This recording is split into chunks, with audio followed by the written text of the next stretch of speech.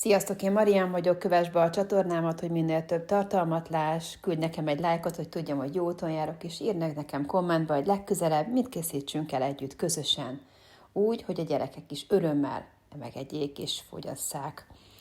Most egy spenótot fogunk közösen elkészíteni, ami nekem a gyerekek nagyon-nagyon szeretnek, így, ahogy most közösen fogjuk elkészíteni. Zsírt felolvasztottam, kb. Egy evőkanállal, és fokhagymát törtem bele. Itt nagyon fontos, hogy folyamatosan kevergessétek, hogy meg ne égjen a fokhagyma, de ezt nem kell sokáig, szinte 1-2 perc, még lehet, hogy annyi se. Amint rátörtétek és feljött az illata, már mehet rá a liszt, és ezt is folyamatosan kevergetve, még egy pici zsírt majd fogok hozzá tenni, és itt látni fogjátok, hogy mi az az állag, amire úgy el kell keverni a rántást.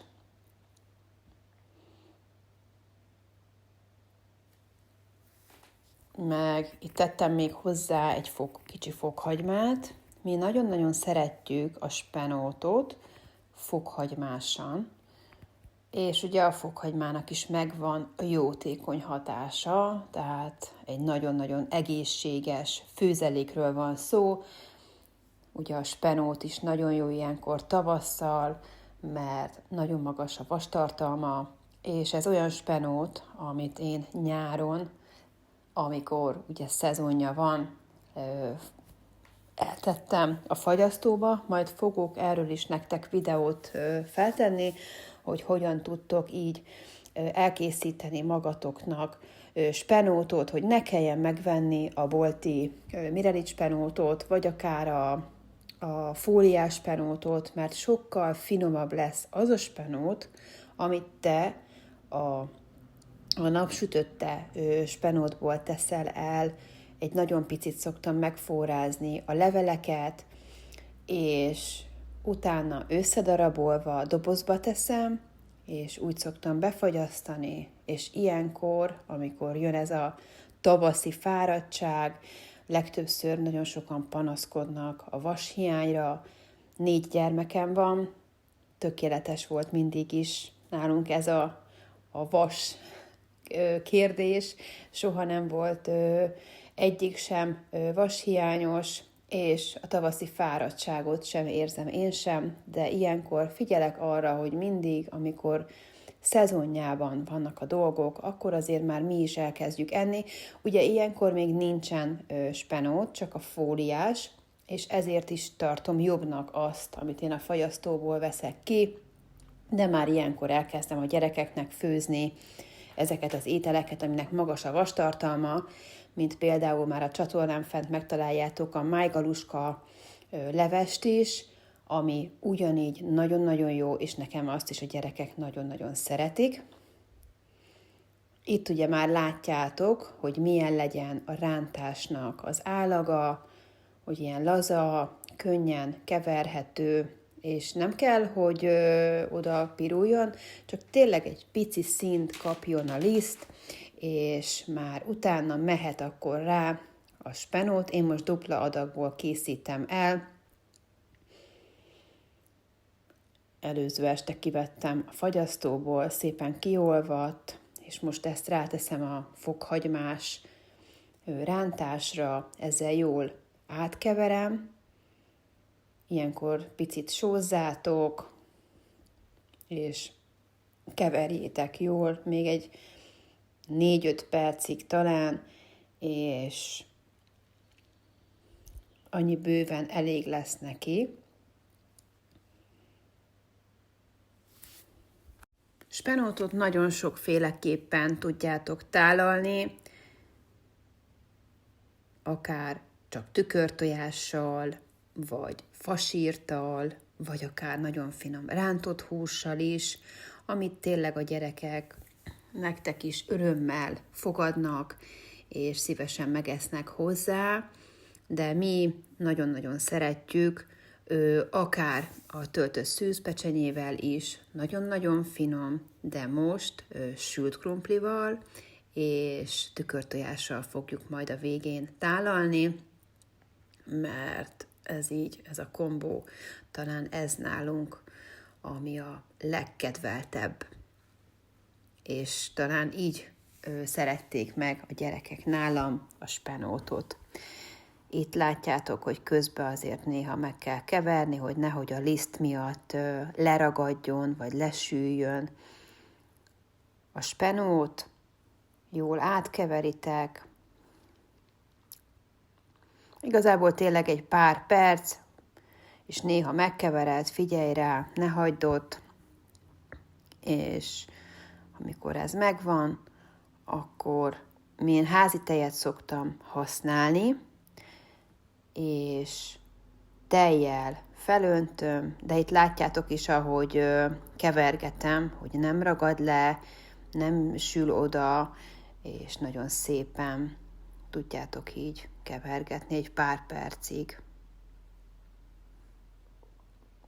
A spenót nagyon-nagyon jó és egészséges, nem szoktam sokáig, tényleg hőkezeléssel sem. Próbálom minél picit, tényleg amikor elteszem a fagyasztóba is, egy picikét vízgőz fölött összeesnek a levelek, utána én ezt összedarabolom, és elteszem a fagyasztóba, és ilyenkor sem szoktam nagyon sokáig főzni, hogy minél több jótékony dolog benne maradjon, ami ugye a spenótban megvan, és azért is fontos, hogy én termelőktől szoktam a spenótot megvenni, és utána elkészítem, és beteszem szépen a fagyasztóba, hogy ilyenkor már tudjuk enni.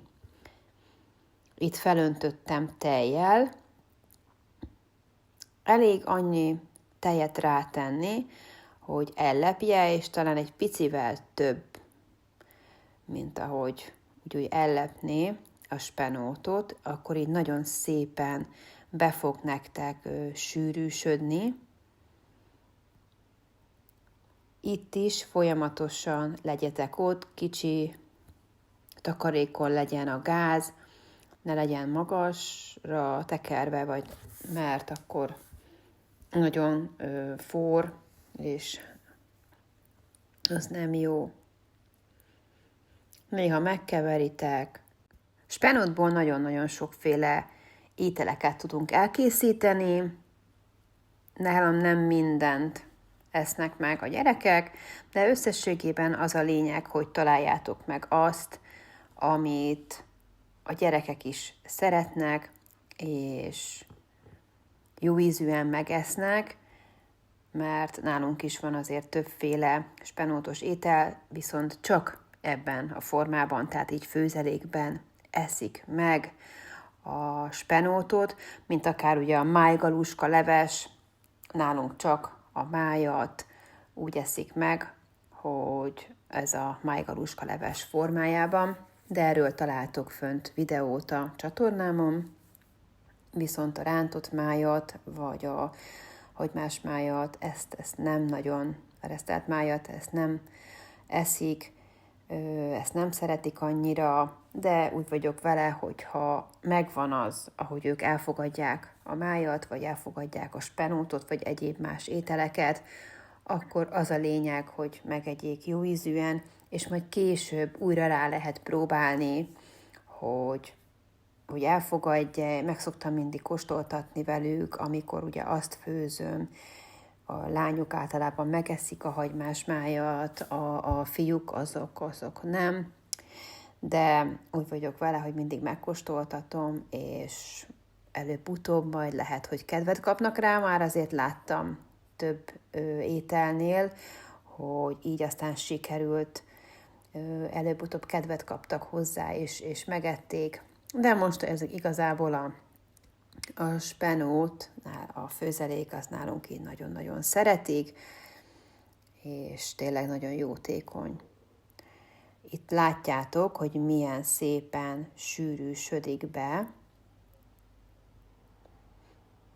és az a lényeg, hogy ugye az elején sóztuk, A végén én teszek bele egy olyan 1,5 evőkanál cukrot.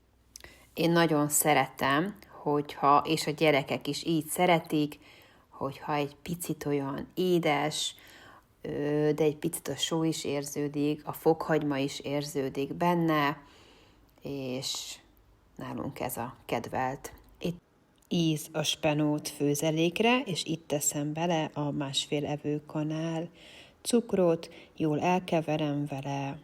Mutatom a tál alá.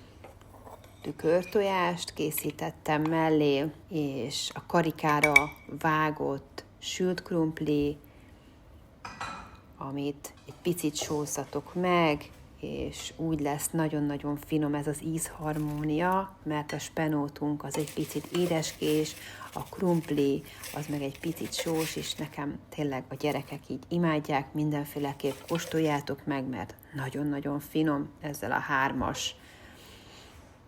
tálalással így, és nagyon-nagyon én szeretem, hogyha színes a tányér, és ugye nézzétek, hogy itt a spenót, mellett a tükörtojás, ugye a zöld, a fehér, és a tojás tetejére tettem egy kis piros paprikát, hogy a piros is visszaköszönjön, és jó étvágyat hozzá, ha tetszett, osszátok meg a videót, és köszönöm, hogy itt voltál.